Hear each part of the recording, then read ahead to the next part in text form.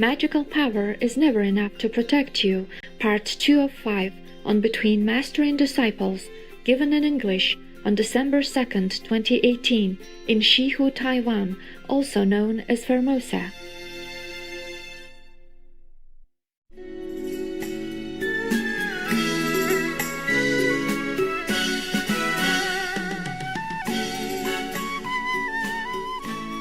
In this world, magical power, secular power, there is never enough to protect yourself from all harm.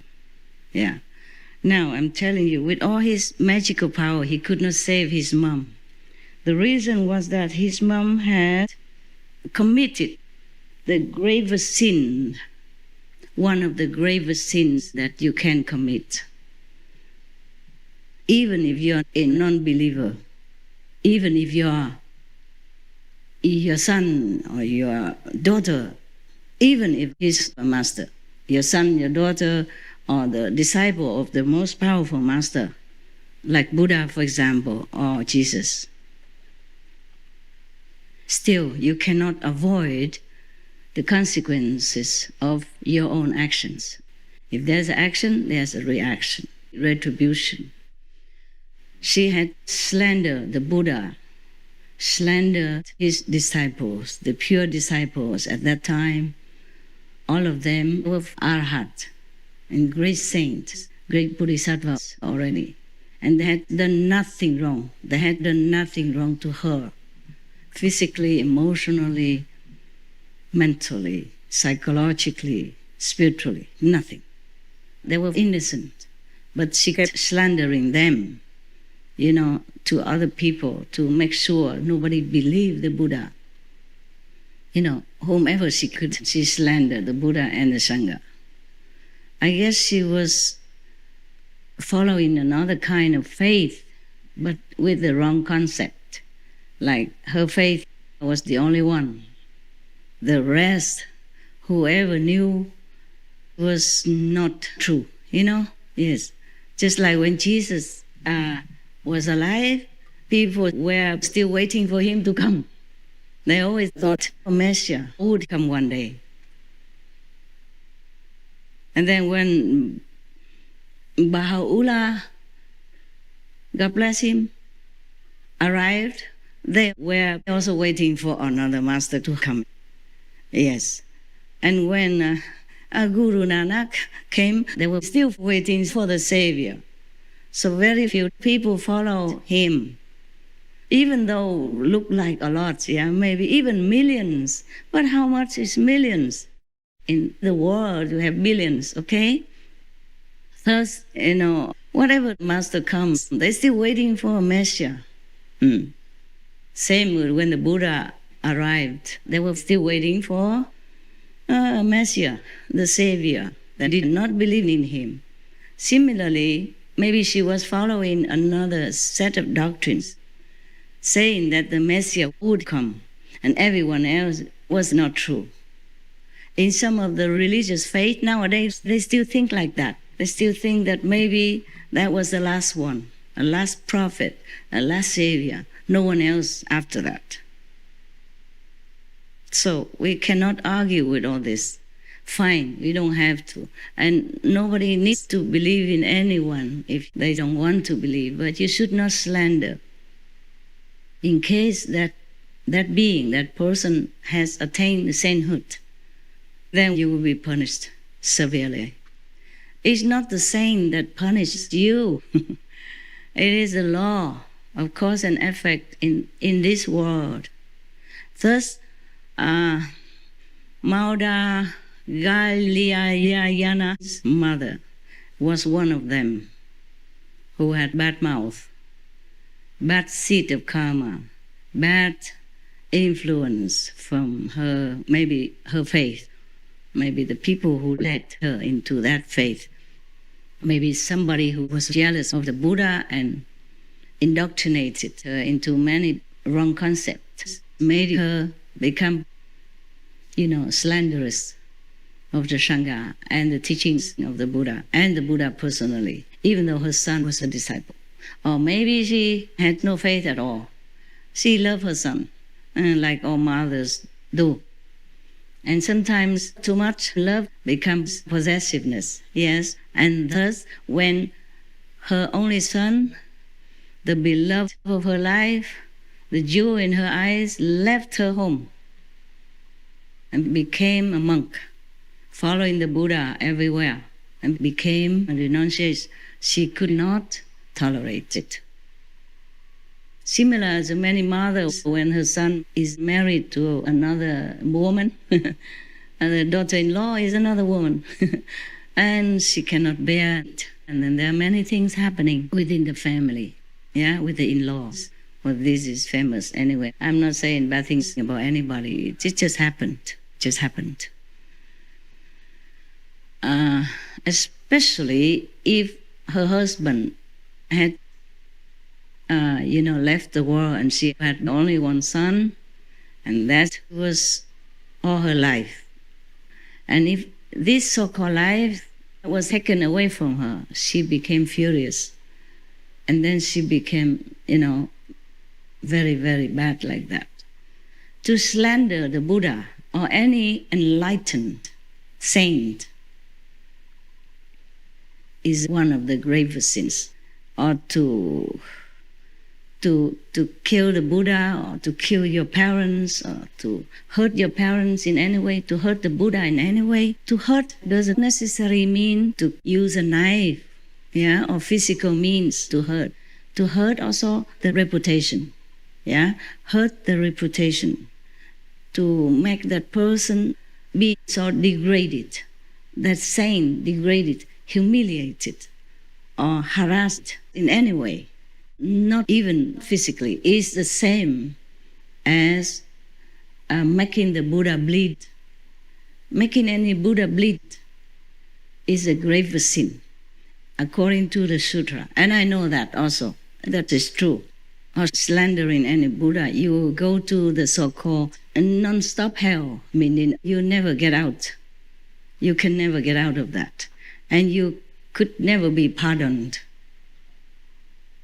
no matter how many masters come and go, because you denied the representative of the truth and the goodness and the virtues. You turn your back from it. That means you'll be there forever. Got that? So the mother of this great monk had to go to hell according to the law of karma, which governs this entire physical world. That means the Maya, the illusionary force, can do with her what it wants. No one can interfere. Even the Buddha cannot, because Maudgalyayana went to hell. He has the power to go to heaven, high heaven, at will, and he could even go to hell at will. Whatever hell, the deepest hell he could go to. He was a disciple of the Buddha, and he also had magical powers. He went there and saw his mother suffering so much. Not only did she slander the Buddha and defame the Sangha, she cooked meat, and invited the monks to eat. Cheated them, understand me? Cheated them to eat meat so that they would also commit the offenses. Because the Buddha had declared already they should not eat meat. The real monks should not eat meat. And she cheated them. She said, he's a vegetarian. She pretended to be nice and pious, and then invited them and then gave them this impure food to eat. Therefore, she went to the nun. We have everlasting life, but we have also everlasting hell. She went to that kind of hell. Over there, she is always feeling hungry, thirsty, but she can never eat anything. Even her son, the great monk, came down there to bring food, use his power to manifest food to give to his mother. As soon as she swallowed, it became burning cold and burning her throat and her body. Continuously, she can never eat anything. forever hungry because she gave the wrong food to the Sangha. So her extra karma is like that. Normally, if you are enlightened and practice diligently, then 5, 6, up to 9, 10 generations will be liberated forever.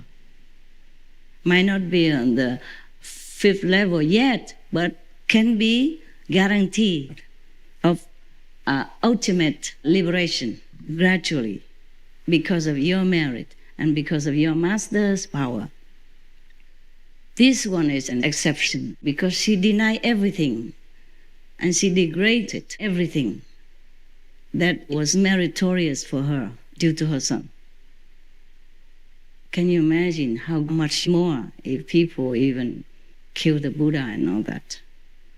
Everyone, even disciples or non-disciples who slander the Buddha, will all really go to hell, whether or not the master wants it. The same with the disciples of Jesus who betray him, even though maybe not intentionally, maybe being cheated into it. And another one, Devadatta, who was always against the Buddha, the same. He would have gone to hell for a long time. And even with the power of the Buddha, maybe long eons after kalpas, after billions, trillions, gazillions of years, maybe they can fish him out, but then he would do a bad thing again. And then go back to hell again. The seed inside cannot always be destroyed by hellfire, even for thousands of billions, zillions of kalpas, meaning uncountable lifetimes. Yeah, I told you, it's very difficult to be a master because you can't please everyone. And there are many established long time doctrines already, yes?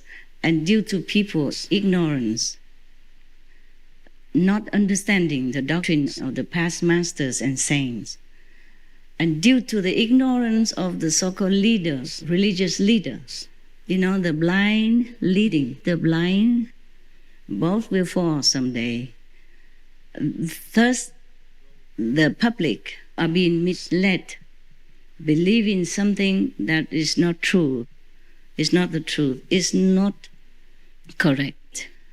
And so they all become very ignorant and arrogant and do not treat the real saint, the real savior nicely.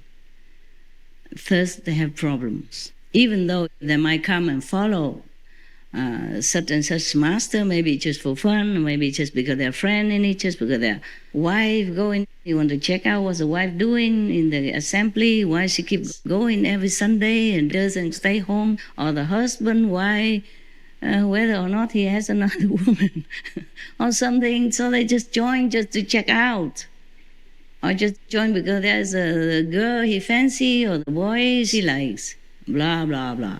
And if anything she doesn't like anymore, she comes out, and then because they don't understand, don't want to listen, nothing, just follow that goal only, the object only, not follow the master's teaching. So they do not understand. So any little unpleasantness, she or he will come out and turn against the master.